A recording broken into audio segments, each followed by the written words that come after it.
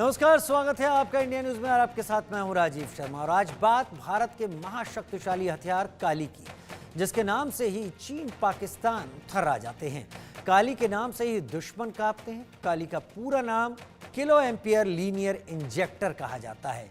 ये भारत का अदृश्य ब्रह्मास्त्र है जो तरंगों के जरिए दुश्मनों के फाइटर जेट, मिसाइल, रॉकेट को पलक झपकते ही तबाह कर सकता है। दुश्मन के हर हमले को नाकाम कर सकता है। भारत पिछले 3 दशक से इस पर काम कर रहा है। अब तक काली के कई वर्जन तैयार हो चुके हैं, लेकिन क्यों इसे भारत का सीक्रेट वेपन कहा जाता है और क्यों इसे दुश्मनों का काल कहते हैं, आज इस मुद्दे पर करेंगे बात। लेकिन पहले ये रिपोर्ट।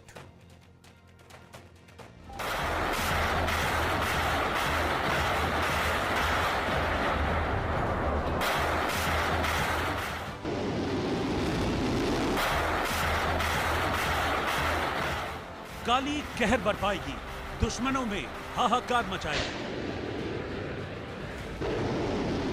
हर हमले को नाकाम करेगी, हवा में ही चीन पाकिस्तान की मिसाइलों को राख करेगी।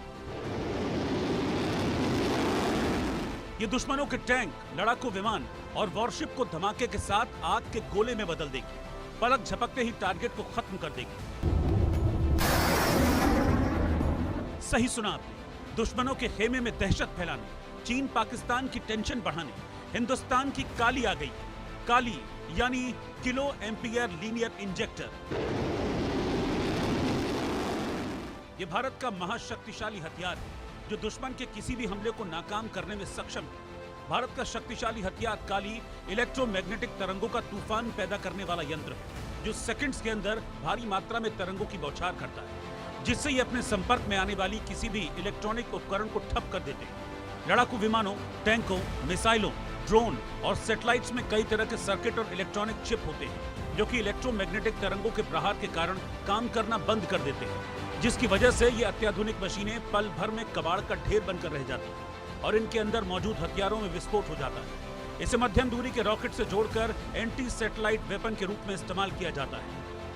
प्रोजेक्ट काली को तैयार करने की योजना भाभा एटॉमिक रिसर्च सेंटर के पूर्व डायरेक्टर डॉक्टर आर चिदम्बरम ने 1985 में तैयार की थी, लेकिन लंबी चौड़ी तैयारी करने के बाद साल 1989 में जाकर इस पर काम शुरू हो पाया और पिछले 3 दशक से इस पर लगातार काम चल रहा है। सबसे पहले काली 80 विकसित किया गया, जिसके बाद काली 200, फिर काली 5000 और अब काली 10,000 भी तैयार कर लिया गया है।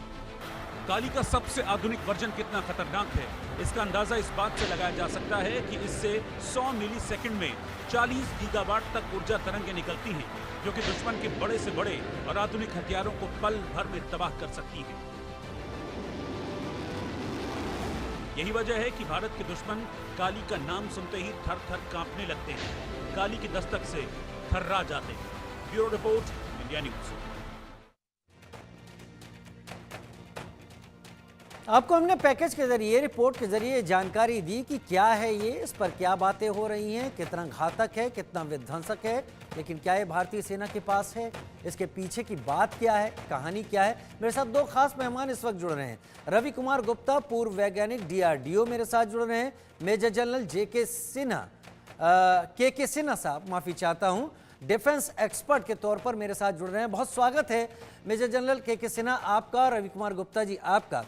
रवि कुमार जी, हम गूगल को देख लें, हम किसी भी दूसरे सोशल मीडिया प्लेटफॉर्म को देख लें, अगर भारत और डिफेंस की बात करते हैं और बाकी देशों की बात करते हैं तो बाकी देश 5th जनरेशन एयरक्राफ्ट की बात करते हैं, लेकिन भारत का नाम सुनते ही एक ऐसे वेपन का नाम सामने आता है जिसको काली कह के इंट्रोड्यूस किया जाता है और काली कह के जिसको बात होती है।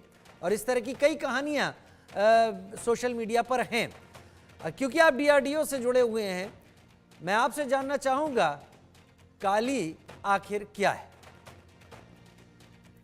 जैसा कि मीडिया की जानकारी है, काली एक किलो एम्पियर लीनियर इंजेक्टर है और ये इसके आज कोई इसके बारे में कोई प्रेस विज्ञप्ति या सरकार की तरफ से कोई ऐलान कभी नहीं किया गया है।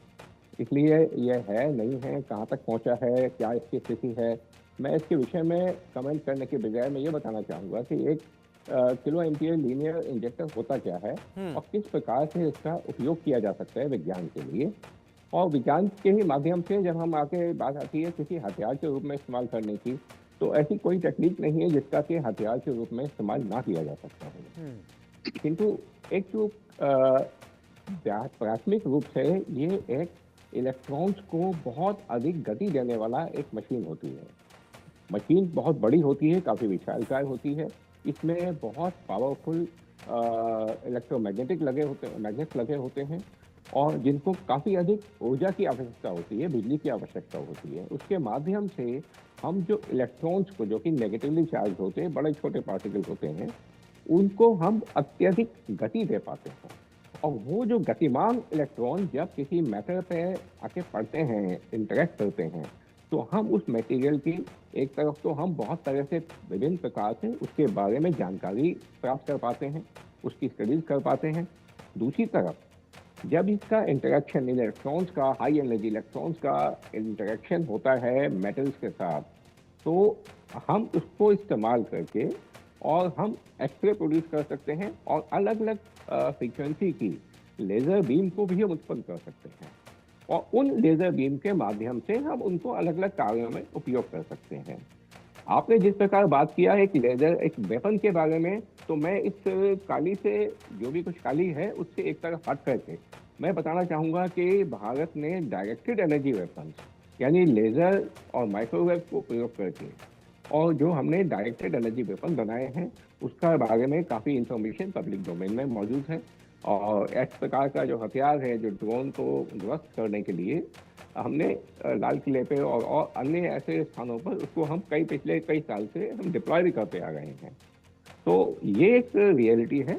उस लेज़र को प्रोड्यूस कैसे किया जाए वो एक अलग कहानी होती है। फिलहाल जिस तरह के हथियार हमने डिप्लॉय किए हैं उनको हम सॉलिड स्टेट लेज़र या उनको और अधिक बारीकी में जाएं तो फाइबर लेज़र के माध्यम से हमने वो हाई एनर्जी लेज़र्स को डेवलप किया है।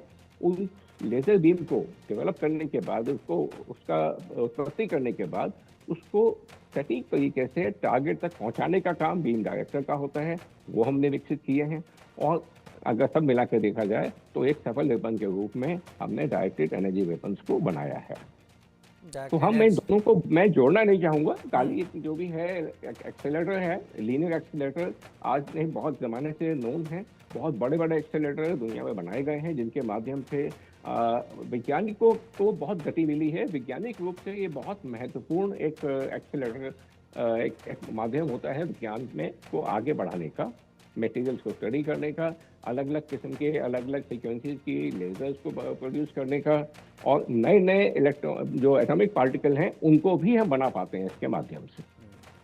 किलो एम्पियर लीनियर इंजेक्टर के बारे में जो आपने जानकारी दी, आपने कहा कि दुनिया में कुछ ऐसा नहीं है जिसका वेपन के तौर पर इस्तेमाल किया ना जा सके। तो मैं आपसे आगे जब सवाल पूछूंगा तो मैं ये जानने की कोशिश करूंगा कि आखिर वो क्या चीज़ थी जिसको पाने के लिए ये सोच ज़मीन पर लाई गई। आपने ये भी कहा कि इस बारे में कुछ स्पष्ट नहीं है, तो आपने ज़्यादा बातें नहीं की। लेकिन मेजर जनरल के सिन्हा मेरे साथ इस वक्त जुड़े हुए हैं डिफेंस एक्सपर्ट के तौर पर। सर, एक बहुत अच्छी कहावत है, the more you sweat in peace the less you bleed in war. क्या काली उसी पसीने का नाम है जो अगर हम अभी बहाएंगे तो आगे चलकर किसी क्रिटिकल सिचुएशन पर हमारी फोर्सेस को कम से कम नुकसान होगा? राजीव, जय हिंद। जय हिंद सर। हाँ, रवि साहब भी डीआरडीओ के हैं पुराने, उनको भी जय हिंद। देखिए, आपने जो सवाल किया है कि in the peace time when you sweat then you will save your blood in war, वो है हमारे बेसिकली अपने कर्म करने के लिए जब हम उसको करते हैं, चाहे वो कर्म हमारे रिसर्च विंग में हो, चाहे हमारा वो फौज के जवान करते हैं, तो वी स्वेट एंड स्वेटिंग हमारे आज हम बात कर रहे हैं जो डीआरडीओ के इस संदर्भ में आपने बात किया है और भाभा एटॉमिक रिसर्च सेंटर्स में। देखिए, अभी दुनिया के अंदर में एक रेस है जिसमें बहुत सारे आयाम हैं, जो साइंटिफिक आयाम है, उसको जोड़ करके आप एक ऑफेंसिव और एक डिफेंसिव वेपन सिस्टम्स का आप उसकी होड़ लगी हुई है। अभी लेजर बीम आप देखे होंगे कि खास करके ये बातें होती हैं जब हम आयरन ड्रोम की बात करते हैं, आयरन बीम की बात कर रहे हैं, ये आपको दिखाई दे रहा होगा वेस्ट एशिया के अंदर में इजराइल इसकी बातें होती हैं कि ये है। आप ये देखिए, थोड़ी बातें रशिया यूक्रेन वॉर में भी आई हैं, मगर इसका कोई इस्तेमाल नहीं है। ऐसा कहना है कि शायद यूके, यूनाइटेड किंगडम ने लेजर बीम डेवलप कर लिया, मगर वो देना नहीं चाहता है। मगर इसकी जो पहली आप ये झलक दिखी थी वो 2000 में दिखाई दी थी, जब लेजर बीम का डेमोन्स्ट्रेशन अमेरिका ने किया था, और उसके बाद इसकी होड़ लगी थी। मगर ये जानकर आपको बड़ा अच्छा लगेगा, क्योंकि हमारे इससे पहले 2020 से पहले पार्लियामेंट के अंदर में पारिकर साहब जब रक्षा मंत्री थे, Exactly, तब sir. उस समय काली 5000 का बातचीत के लिए किसी ने सवाल रखा था। ये जो क्वेश्चन आंसर सेशन होते हैं, जो जानना चाहते हैं इस बारे में, और उन्होंने कहा था कि इस चीज के ऊपर हम नहीं बताएंगे, क्योंकि ये हमारे रक्षा से संबंधित है, इसकी ज्ञान हम पब्लिक डोमेन में नहीं लाएंगे। तो आप समझ सकते हैं कि उस समय जो हमारे पारिकर साहब थे, उस समय उन्होंने बताया, तो ये चीज डेवलप्ड होगी। आपने बताया कि इसकी संरचना जो सबसे इंपॉर्टेंट चीज है, 1985 में दो चीजें इंडिया में बहुत हुई थी। मैं फौज में था, मैं 2000 के दशक में ही वहां से हुआ हूँ। डीआरडीओ लेवल पे भी हमारी रही, जब मैं एडीजी इन्फेंट्री था तो उनके साथ बात होती थी। देखिए, हमारे मिसाइल मैन थे, आप सभी जानते हैं, अब्दुल कलाम साहब, और उन्होंने किस तरह से हमारे को इंडिया को उस परिप्रेक्ष्य में कितना आगे ले जाकर के आज ब्रह्मोस का कोई काट नहीं है। ब्रह्मोस के लिए सबको बेचैनी है कि ब्रह्मोस को मिला जाए, क्योंकि उसमें इंडिया रशिया का कोलैबोरेशन था। मगर 1985 में भाभा एटॉमिक रिसर्च सेंटर, क्योंकि वो हमारी सबसे एडवांस तरीके से एक वो तो आप जब हमारी आज़ादी के पहले से ही भाभा एटॉमिक रिसर्च जो आप देखे थे, तो हम मूवी के माध्यम से देखते हैं, तो वहाँ के जो ऐसा बताया डॉक्टर के तामरन साहब ने, इसकी एक सोच रखी थी। और ये सोच क्या है, ये बहुत डिफरेंट है व्हेन वी से लेजर बीम्स और माइक्रोवेव, और क्यों इसको भारत नहीं पब्लिक डोमेन में आने देना चाहता है। जो हम मिसाइल डिफेंस सिस्टम्स की बात करते हैं, जिसमें आप डिसेबल कर सकते हैं एनिमी के रडार को, जो कि बहुत है। रडार से सब चीजें गाइडेड होती हैं, चाहे वो आपके एयरक्राफ्ट हो, जो आपके मिसाइलें हो, सब चीज उससे टेलीकम्युनिकेशन नेटवर्क से आपका कमांड एंड कंट्रोल सिस्टम चलता है, C3I की हम जब बात करते हैं। और ऑब्जर्वेशन बहुत इंपॉर्टेंट है, डीप इनसाइड, जिसमें एवेक्स है, जो हम बात करते हैं कि जो आप जमीन से ऊपर उठ करके पूरे दुश्मन के बैटलफील्ड को देखते हैं। और ये एंटी सैटेलाइट सिस्टम की जो ये बात हो रही है, जब हम काली की बात करते हैं, तो ये एंटी सैटेलाइट भी, एंटी सैटेलाइट रॉकेट से आपने देखा होगा, भारत भी उसकी 3-4 देश हैं जिनके पास इसके पास एंटी सैटेलाइट कैपेबिलिटी है। मगर भारत के पास, मेरा मानना है, क्योंकि कि ये है कि नहीं, कि ना बताना चाहिए ना दूसरों को जानना भी चाहिए, मगर इससे चीन और पाकिस्तान और दुनिया के बहुत सारे देश जो इस क्षेत्र में ज्ञान रखते हैं, वो घबराए रहते हैं। काली लोग, जैसा आपने बताया, इसका ये तो एक्रोनियम है, काली हमारी एक देवी है, जो काली रूप है, उसका 80, 100, 500 और अब हम 1000 और 5000। तो जब हम 5000 की हम जब बात करते हैं, तो आप समझने की चेष्टा कीजिए, 50 to 100 नैनो सेकेंड, एक सेकेंड का भी नैनो सेकेंड, जो 50 और 100 के नैनो सेकेंड में जो आप पल्स का, इलेक्ट्रॉनिक पल्सेस का आप निकालते हैं, और आप किसी भी उसकी स्पीड आप देखिए, जो उसकी जिस स्पीड से वो ट्रैवल करता है, क्योंकि आप एंटी सैटेलाइट की कैपेबिलिटी, तो हम बहुत बड़ी एक कैपेबिलिटी जो है, और आपने इसको लाया है। इसकी डिबेट बहुत पहले भी चली है, ये होता है, डिबेट आता है, इस 2000 के दशक, 90 के दशक में भी इसकी बातचीत चली थी, और आज तो आप फिर लेकर आए हैं। तो ये जो चीज है, क्योंकि अब पूरे विश्व के अंदर में लेजर बीम की बात हो रही है, डोम की बात करते हैं, मेरा ऐसा मानना है कि भारत के पास ये कैपेबिलिटी ऑलरेडी है, जो समय आने पे दुनिया उसको देखेगी, और जो जानते हैं इन स्ट्रेटेजिक डोमेन और मिलिट्री डोमेन में, उनको भी पता है कि हम कितना आगे हैं। ब्रह्मोस से थरथर कांपता है, और काली से तो काली पूरा सर्वनाश कर सकती है, ऐसा मेरा मानना है, और ये कैपेबिलिटी हमारे पास है। एग्जैक्टली आपने बहुत बेहतर तरीके से बात सामने रखी, क्योंकि हमारे इस प्रोग्राम को अक्रॉस द बॉर्डर भी लोग देखते हैं, और वहाँ पर आप जैसे सीनियर लोगों के मुंह से निकली हुई बातों को इंटरप्रेट करने की कोशिश करते हैं कि उससे मैसेजेस क्या आ रहे हैं। तो आपने एक दायरे में रखकर अपनी बात यहाँ पर सामने रखी है। लेकिन रवि कुमार गुप्ता जी, जिस चीज को लेकर 2018 की बात है, डिफेंस मिनिस्टर मनोहर पर्रिकर ने ये कहा था कि इस बारे में कुछ भी कहना या हाँ या ना, नो कंफर्मेशन नो डिनायल, ऐसी बात उन्होंने सामने रखी और कहा कि अगर मैं कुछ भी बोलता हूं तो हमारे देश की सुरक्षा के बारे में मैं बात कर रहा हूँगा, और उन्होंने ज़्यादा कुछ नहीं सामने रखा। लेकिन 18 से 25 तक 7 साल का वक्त बीत चुका है। तब का सोशल मीडिया, तब का दौर, तब के डिस्कशन से आगे हम बहुत आ चुके हैं। अब बहुत खुलकर कई बड़े वेपनरीज के बारे में बात हो रही है। वो क्या चीज़ है जो भारत को इस बारे में बात करने से पीछे कर रही है कि भारत इस बारे में ओपनली बात नहीं करना चाहता? देखिए, मैं कहूँगा कि केवल भारत ही नहीं, कोई भी देश इस प्रकार के हथियारों के बारे में जो उनकी वास्तविक स्थिति है उसको कभी भी रिवील नहीं करते हैं। अभी हम बात कर रहे थे डायरेक्टेड एनर्जी वेपन्स की, जो लेजर बेस्ड होते हैं प्राथमिक रूप से। अब ये देखिए कि जो लेजर वेपन्स हैं, इनके बारे में हमें कहीं 90 के दशक में पता लगा था कि 70 के दशक में ही अमेरिका और रशिया ने gigawatt class high energy weapon या हाई डायरेक्टेड एनर्जी वेपन बना लिए थे, जो कि सैटेलाइट तक को ध्वस्त करने में सक्षम थे। ना तो उन्होंने डेमोन्स्ट्रेट किया, ना उसके विषय में किसी से बातचीत की, लेकिन 20 साल के बाद ये पता लगा कि वो बहुत समय से बनाए हुए थे।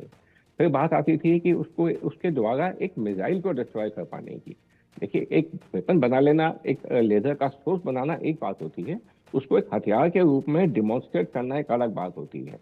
तो 2000 के आसपास अमेरिका ने पहली बार एक कातिशा रॉकेट को अपने लेजर के माध्यम से डिस्ट्रॉय करके ये दिखाया कि हाँ, ये संभव है, किया जा सकता है। लेकिन उस समय भी उनकी वास्तविक कैपेबिलिटी कितनी है उन्होंने आज तक डिस्क्लोज नहीं किया है।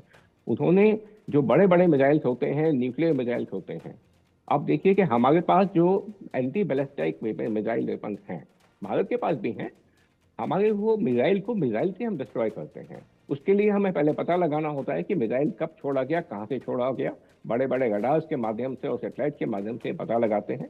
उसकी जो ट्रेजेक्टरी है उसको पहले हम स्टडी करते हैं, जिसे शुरुआत की जो ट्रेजेक्टरी है उसको हम कहते हैं बूस्ट फेज। जिस समय कि उसके रॉकेट अभी तक फायर कर रहे होते हैं, उसको ऊर्जा गति प्रदान कर रहे होते हैं।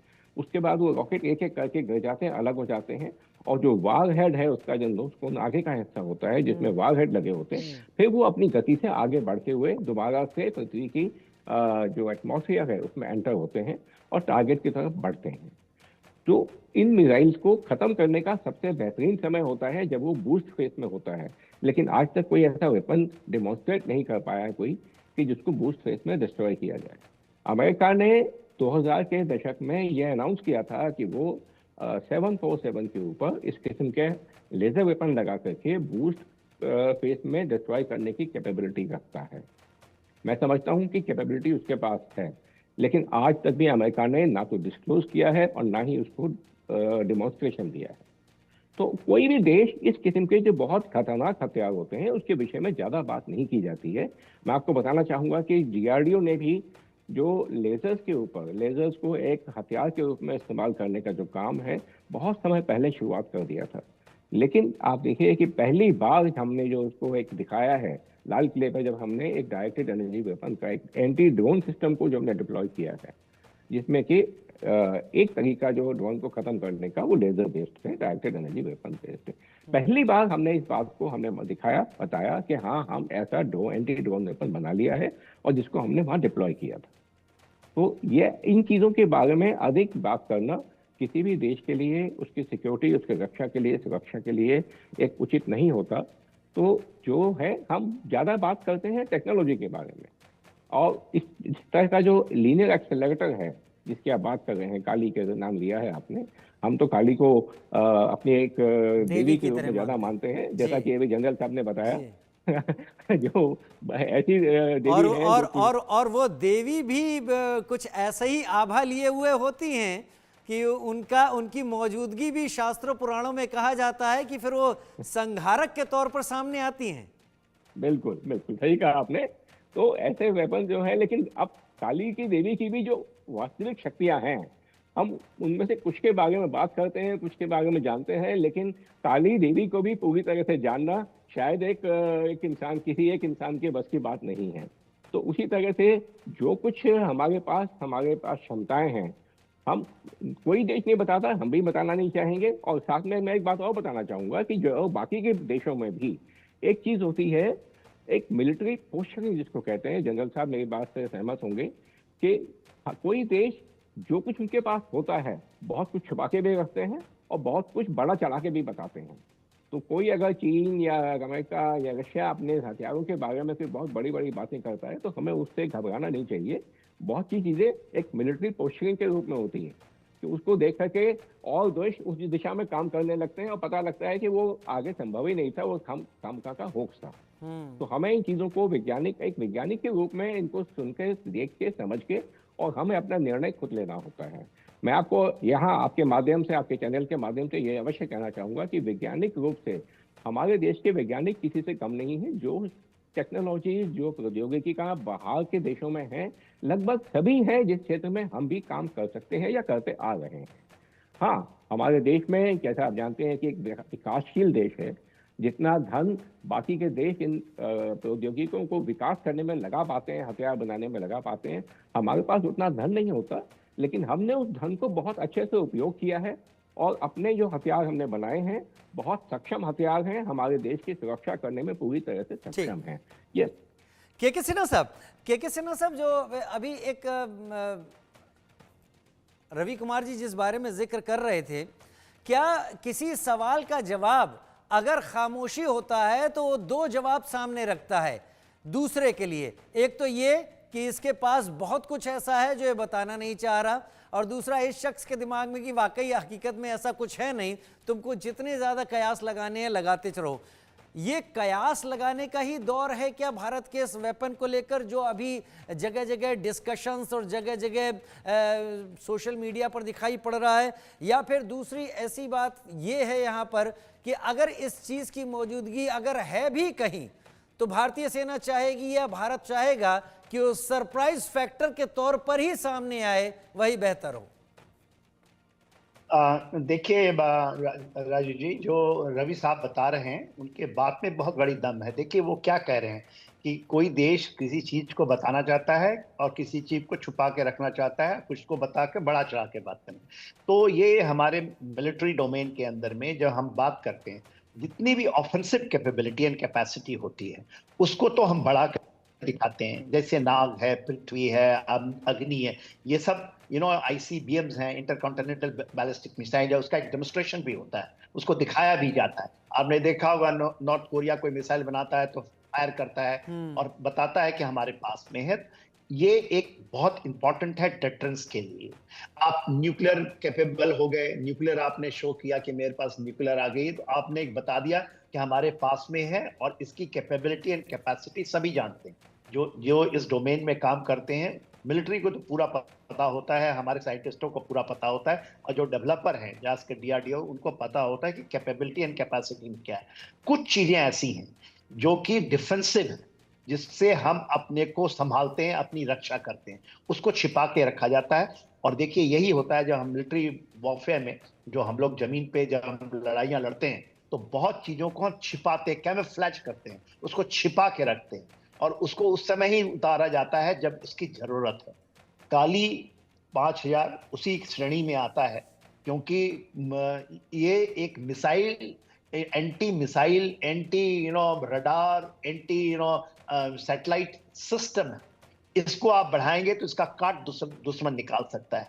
तो आपको यदि इसकी ब्रह्मास्त्र की इस जो आपकी जरूरत पड़े काली को कभी निकालने की, तो इसमें हाहाकार मचाना चाहिए। अभी आपने देखा होगा कि रशिया यूक्रेन वॉर में आर्सेनिक आपने देखा था, रशिया ने एक ही फायर किया अभी तक, वो फायर किया था डोनेट्स्क के इलाके में और पूरी दुनिया थर्रा गई थी। उसके बाद उन लोग जिस तरह से सारे लोग अभी आप देख रहे हैं, चाहे वो अमेरिका है या कोई समझता है, क्योंकि वो आर्सेनिक है, उसने एक ही फायर किया। वो चाहे तो आज भी फायर कर सकता है, कीव में फायर करके बर्बाद कर सकता है। वो पूरा का पूरा क्रुस्क के इलाके में जहां बैटल चल रही है, जो उस इलाकों में फायर करके उसको खत्म कर, मगर उसकी जो कैपेबिलिटी है, अपने देश की स्ट्रेटेजिक कैपेबिलिटी, जो कि उसको, तो ये सारे चीज शोमैनशिप में नहीं आता है। आप आडी परेड में देखते होंगे, बहुत चीजों को हम दिखाते हैं, हम उसको जिसको दिखाना चाहते, या बहुत चीज नहीं दिखाते हैं जिसको नहीं दिखाना चाहिए। तो S-400 हमें वहां से मिल रहा है। तो आपके बहुत सारे लेयर्स होते हैं। तो यदि आप मैक्रो बीम जो माइक्रो वेपन सिस्टम की हम बात कर रहे हैं, इसको आप सेकंड लेयर में, क्योंकि आपका ब्रह्मास्त्र होगा इसको बचा। और दूसरा, हम कितना बना पाए हैं, कितना इसकी पॉसिबिलिटी है फील्ड कंडीशन में इसको डिप्लॉय करने के लिए, हैंडलिंग, क्योंकि ये केवल साइंटिस्ट तो नहीं कर सकते ना, इसको फाइनली तो किसी जो हमारी यूनिटें हैं जिसकी रिस्पॉन्सिबिलिटी है, जिसके उनको आपको देने पड़ेंगे, उनको आप करेंगे, तो ये फिर उस समय छिपेगा नहीं। तो उसको आप छिपाएंगे जरूर, आप नहीं दिखाएंगे, आप प्रैक्टिस, क्योंकि आपको तो इसकी, आपने कहा ना एक बहुत बड़ी बात की कि पीस में वी आर स्ट्रेटिक, हम फील्ड फायरिंग करते हैं, बैटल इनोकुलेशन करते हैं, हम उसको देखते हैं, उसका वैलिडेशन करते हैं उसको। तो आज के दिन में हमारे पास एक कैपेबिलिटी एंड कैपेसिटी तो है, और ये तो जग जाहिर है पूरे विश्व। आप कहीं भी जाकर के काली 5000 की बात करें, किसी भी मिलिट्री फील्ड के जिनको जानकार हैं, तो वो जानते हैं यहाँ के भारत के पास में एक ऐसी कैपेबिलिटी है। कब वो निकलेगी ये तो उनके गेसिंग पे ही छोड़ना चाहिए। आप दोनों वरिष्ठ मेहमानों ने अपने दायरे में रहकर जो कुछ भी बताया, हम उसको भी सैल्यूट करते हैं, हम उसको भी स्वीकार करते हैं। मैं अपनी भाषा में इतना कह सकता हूं कि देवी काली को मैंने देखा नहीं, लेकिन ये यकीन है, मैं मानता हूं वो हैं और कहीं ना कहीं जरूर हैं। जब मौका पड़ेगा तो अपना प्रभाव भी वो दिखाने से पीछे नहीं हटेंगे। बहुत शुक्रिया के सिन्हा साहब, मेजर जनरल के सिन्हा साहब, रवि कुमार गुप्ता जी, आप दोनों का ही हमारे साथ जुड़ने के लिए और इस मसले पर अपनी राय सामने रखने के लिए। एक छोटा सा ब्रेक, जल्द हाजिर होते हैं।